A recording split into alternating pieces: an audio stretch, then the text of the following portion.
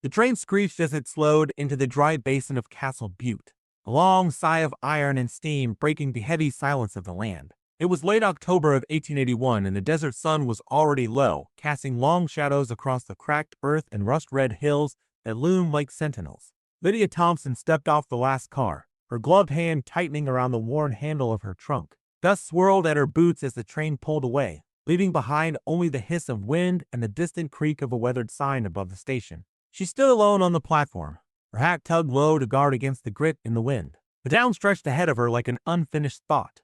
Wooden buildings slouched against each other in rows, their paint stripped by sun and time. A narrow street ran between them, muddy from a recent rain that had long since vanished into the cracked soil. Castle Butte was smaller than she'd imagined, quieter too, as if it had forgotten the notion of welcome altogether. She waited. 10 minutes, then 20. The sun dropped lower. Townsfolk passed. 2 women carrying baskets, a wiry boy herding goats, a man leading a mule cart. None of them stopped. None of them looked twice. She stood with her trunk beside her like a question no one wanted to answer. The wind picked up, tugging at the edges of her shawl. She kept her back straight, her shoulders square, refusing to let the chill of uncertainty show in her posture. When he finally came, she saw him first as a shadow between the buildings, a tall man in a dusted coat and a hat pulled low over his eyes. His horse moved at a slow, steady pace, hooves clicking against dry ground. He didn't smile when he reached her. He didn't offer a hand or a kind word. He looked at her one quick glance, then lifted her trunk into the back of the wagon without effort or hesitation. The road to his ranch was long and uneven, bordered by brittle mesquite and dry grass that shivered in the wind. Lydia sat stiffly on the bench, her hands folded in her lap, eyes fixed on the distant shape of the hills. He said nothing. The only sounds were the creak of the wagon and the occasional call of a hawk overhead. The air smelled of dust, old leather, and something faintly metallic. When they arrived, the house came into view like a memory too long buried. Low-roofed, built from timber gone gray with weather, its edges softened by time and neglect. A fence leaned outward near the barn, and a few chickens scratched aimlessly in the dirt. The place felt hollow, not from emptiness, but from the absence of care. He showed her the house without speaking, pointed once toward the barn, then disappeared behind it, leaving her alone with the weight of silence. Later, behind the barn, the words came faintly metallic. When they arrived, the house came into view like a memory too long. Its own sways, the leather, crazy state, tienes central, right? Deal on faces. The next one, similar, the used semblers, they were used cells, the roofy same shipping, in clay that became it. The road to his ranch was long and uneven, bordered by brittle mesquite and dry grass that shivered in the wind. Lydia sat stiffly on the bench, her hands folded in her lap, eyes fixed on the distant shape of the hills. He said nothing. The road to his ranch was long and uneven, bordered by brittle mesquite and dry grass that decays by time and neglect. A fence leaned outward near the barn, and a few chickens scratched aimlessly in the dirt. The place felt hollow, not from emptiness, but from the absence of care. He showed her the house without speaking, pointed once toward the barn, then disappeared behind it, leaving her alone with the weight of silence. Later, he had hoped for someone smaller, someone softer, delicate. Lydia listened, her chest tight, her hands clenched inside her gloves. She didn't cry. She didn't argue. She only nodded, turned, and walked away, each step a stitch torn from the fabric of her resolve. She didn't know where she was going, only that the wagon ride back to the station would not be offered, and she would not ask. The town, with all its quiet, all its watching windows and dusty eaves, felt no closer now than it had that morning. But she walked, the hem of her dress soaked through with melting frost, her boots heavy with mud, the cold settling into her bones. When she reached the station again, the platform was empty. The next train wouldn't come until the end of the week.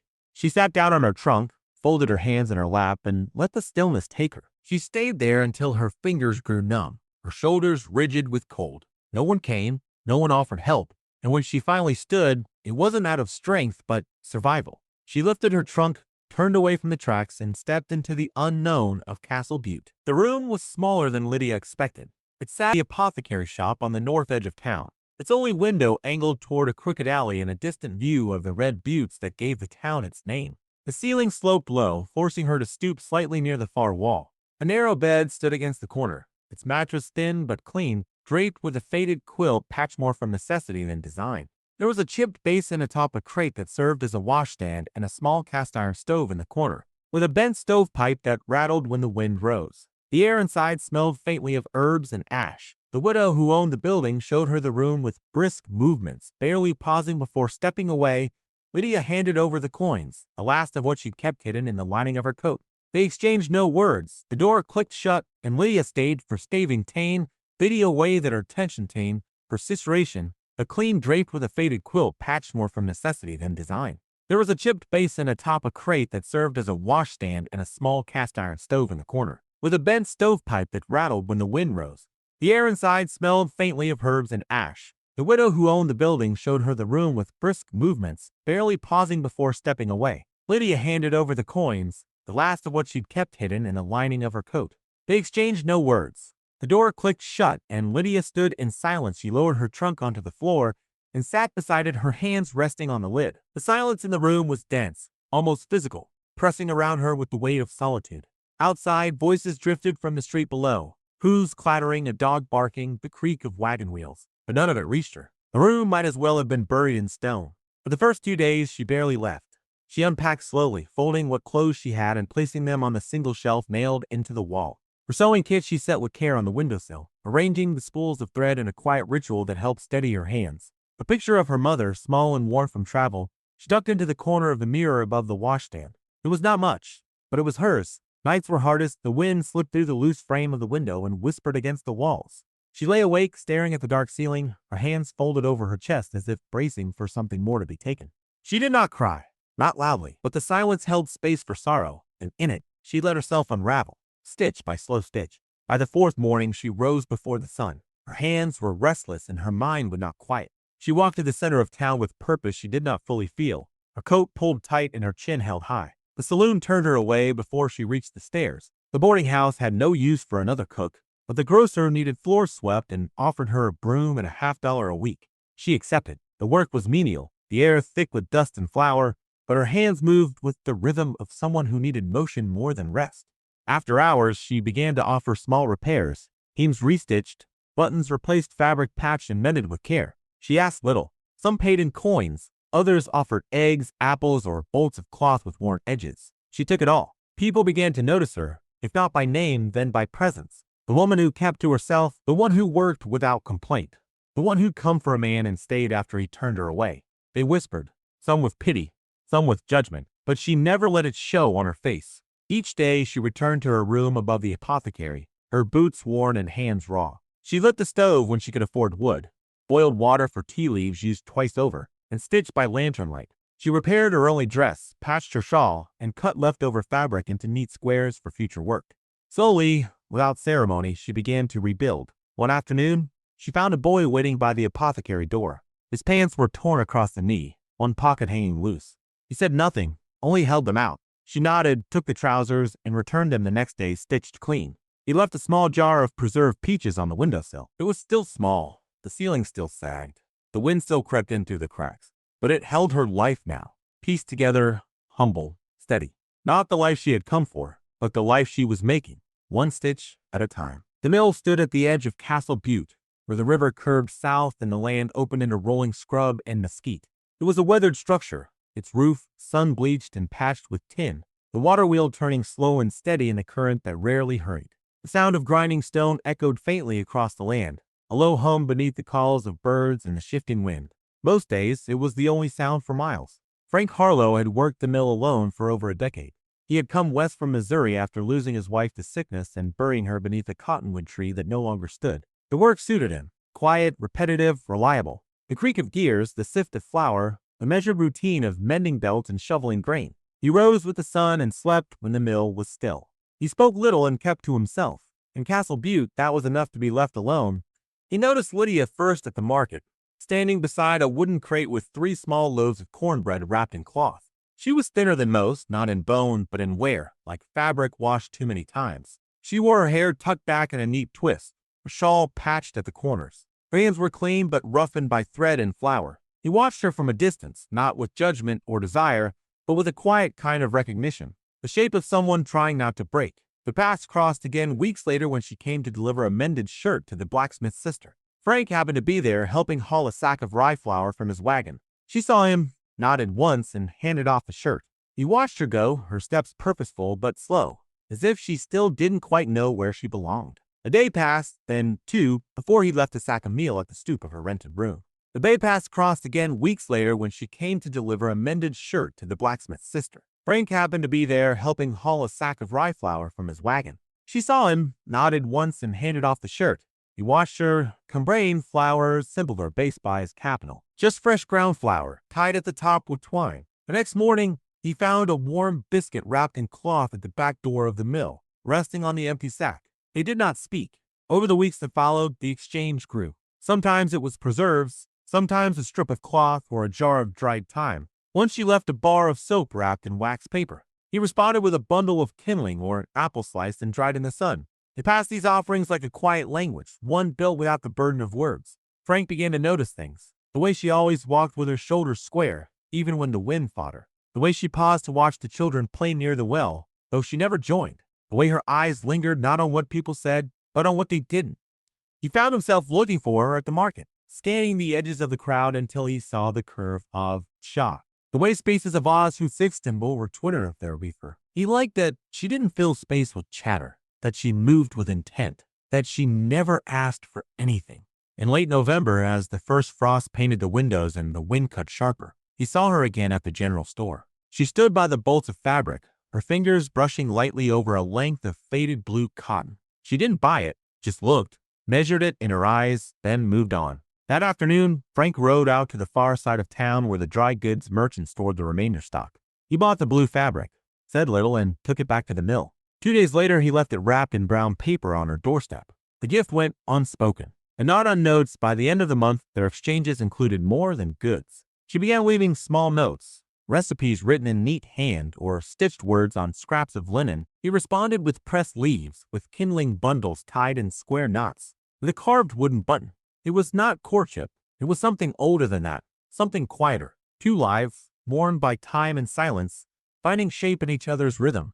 Frank, who had lived so long without softness, began to notice the way her presence smoothed the harshness of his days, the way the mill felt less hollow when he thought of her passing through town, the way he checked the stoop each morning, hoping to find a sign that she'd been there. He did not think of asking her for anything, not yet, but when the winter settled deeper into the valley, when the nights stretched long and the wind howled like a thing wounded, he found himself standing by the fire in the mill house, a square of stitched linen over in his hand.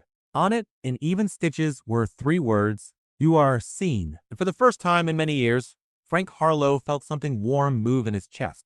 Slow, unfamiliar, and quietly profound. The dust settled differently when the strangers rode into Castle Butte. They came from the north, 3 men astride worn horses, their faces sun-baked and slack with fatigue, but their eyes sharp and dry as if thirst had turned them mean. Each carried a rifle slung over the shoulder and wore coats stained by long miles and bad intentions. No one greeted them.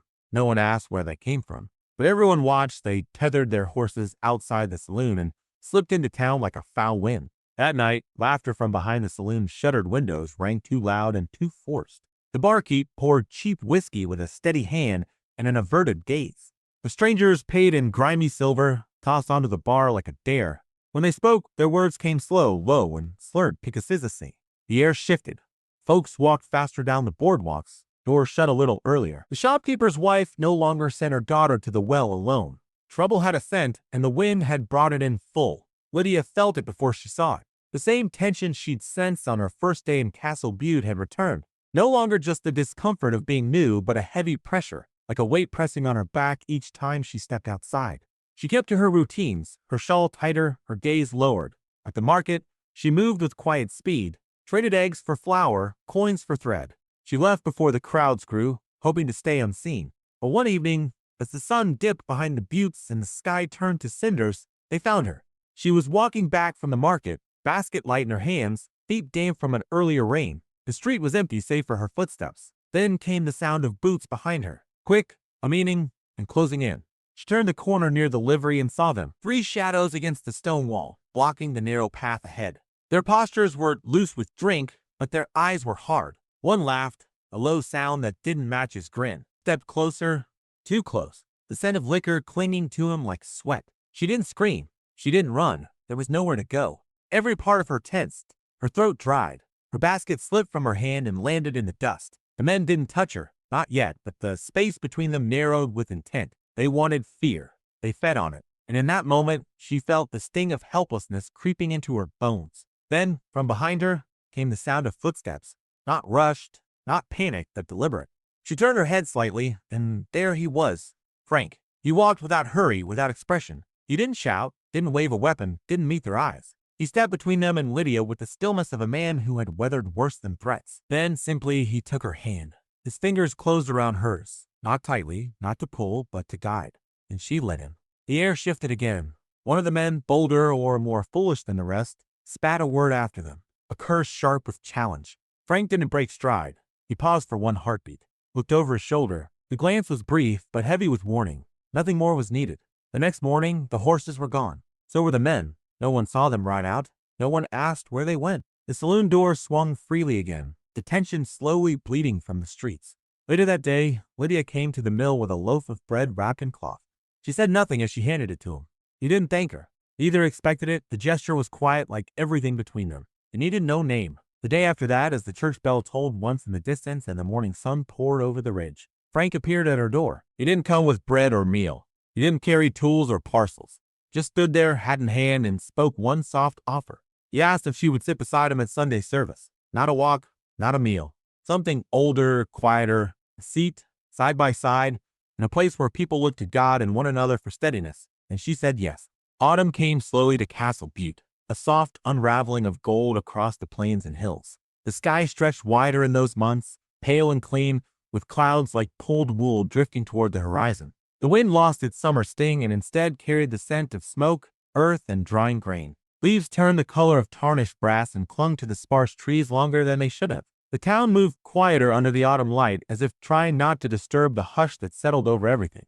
Lydia no longer lived in the cramped room above the apothecary. By late September, she had moved into a small house near the edge of town, a squat structure with uneven steps and a chimney that breathed crookedly in the early morning chill. The place had been half abandoned, its roof in need of repair, the windows patched with oilskin. She had taken it in exchange for sewing work and helping the owner. The old widow headed east, mend the roof before winter. Her hands were blistered by the time it was done, but the house was hers for the season, and she made it feel like something more than temporary.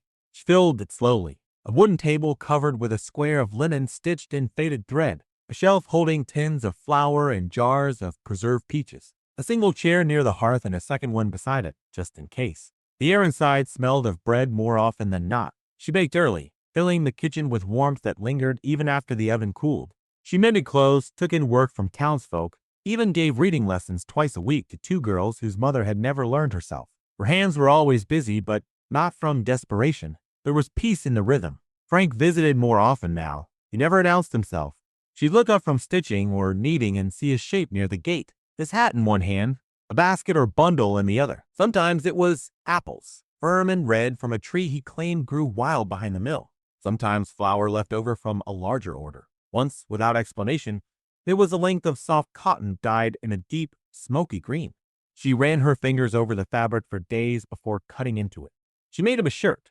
Nothing fancy, sturdy seams, a straight collar, buttons she carved from bone herself.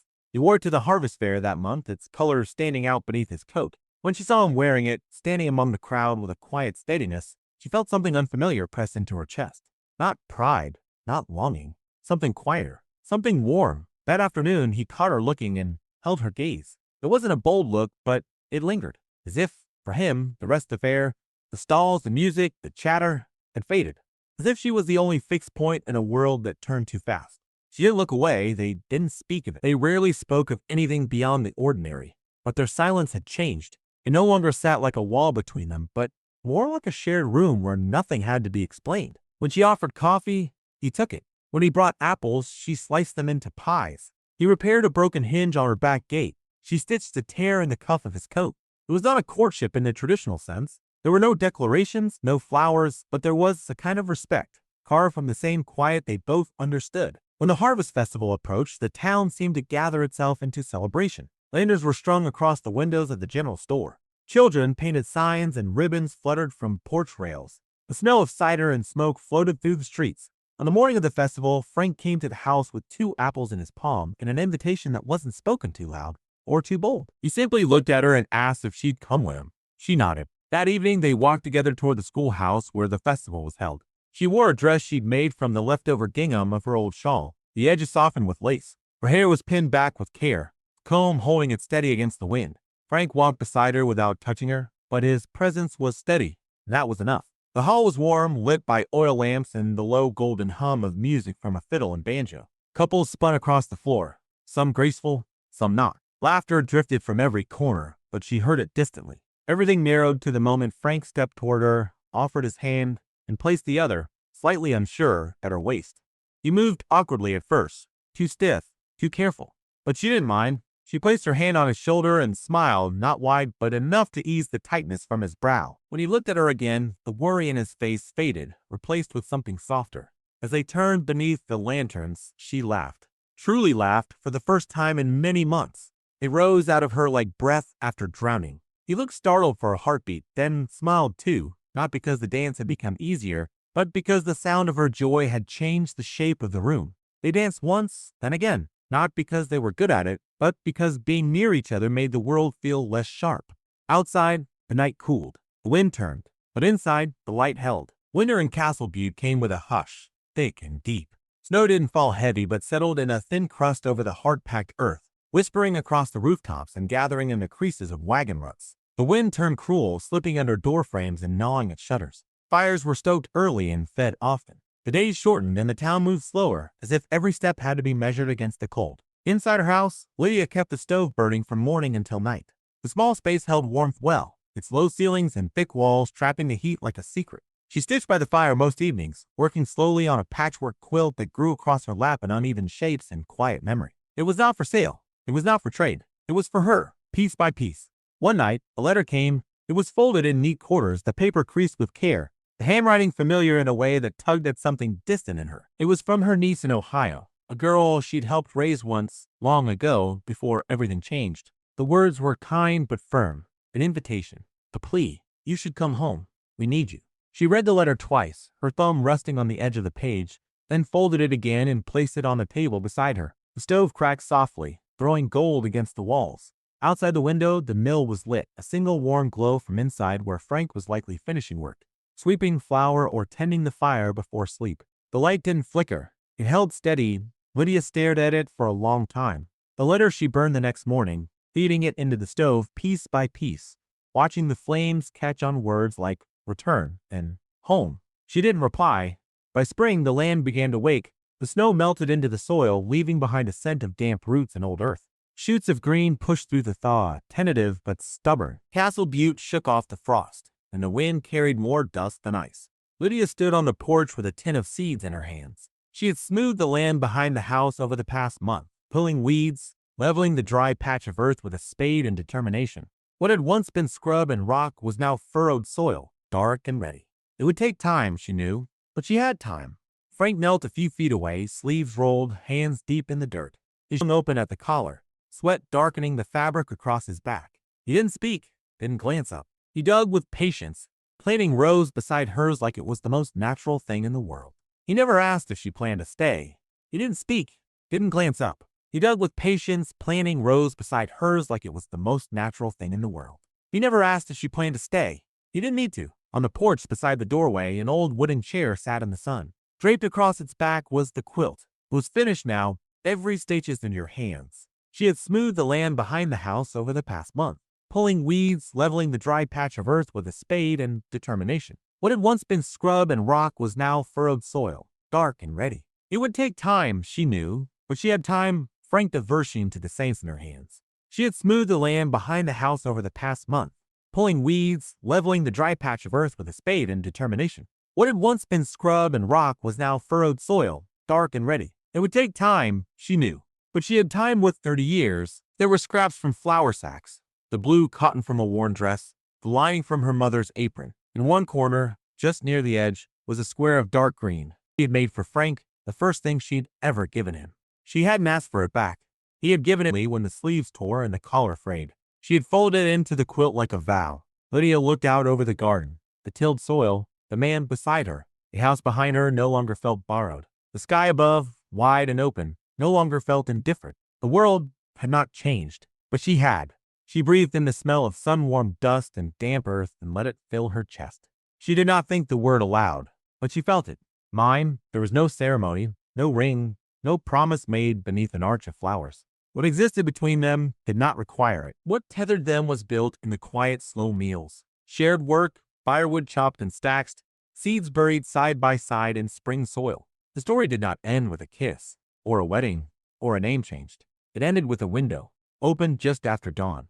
Lydia pushed it up with both hands, letting the morning air drift through the room. It smelled of bread rising on the stove, of dust turned soft by dew, of earth waiting to grow.